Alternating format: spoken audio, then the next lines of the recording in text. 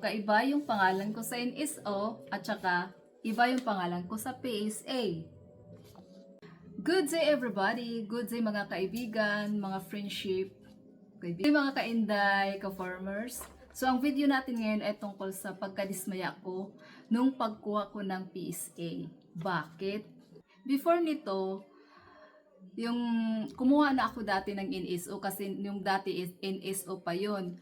Tapos last month, mga first week or second week of November, ano bang pitcha nun? Kumuha ako ng PSA certificate. And then, ito naman yung sa NSO ko dati, sa NSO. Ngayon, bakit ako nadismaya? Kasi, magkaiba yung pangalan ko sa NSO at saka sa PSA.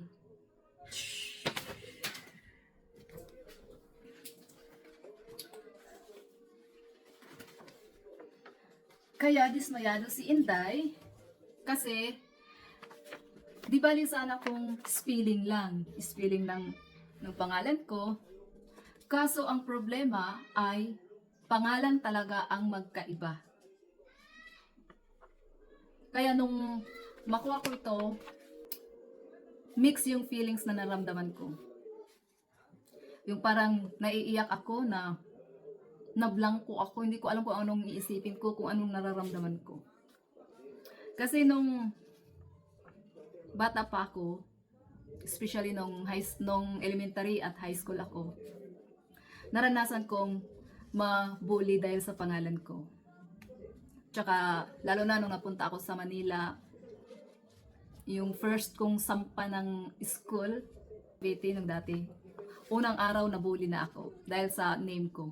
Kaya nung bata pa ako, nung mga siguro elementary to high school, tinatanong ang sarili ko kung pwede kaya akong magpalit ng pangalan. Para naman, kung baga magkaroon ako ng self-confidence, isip ko noon na kung iba kaya yung pangalan ko, mag-iiba din kaya yung mga, hindi kaya ako makakaranas ng bully, yung ganun.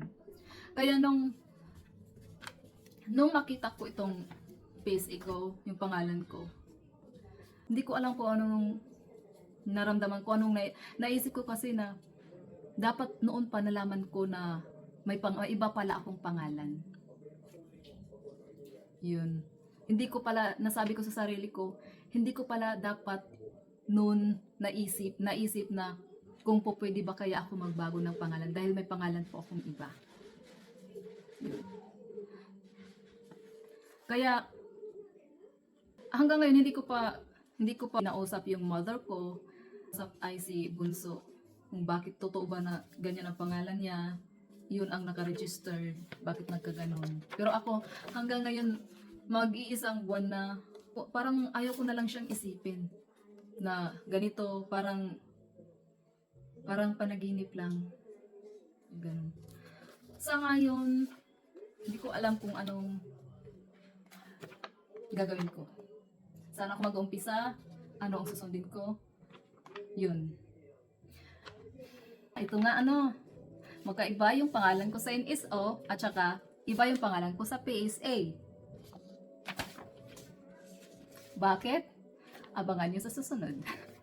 To be continued. Maraming salamat sa panonood.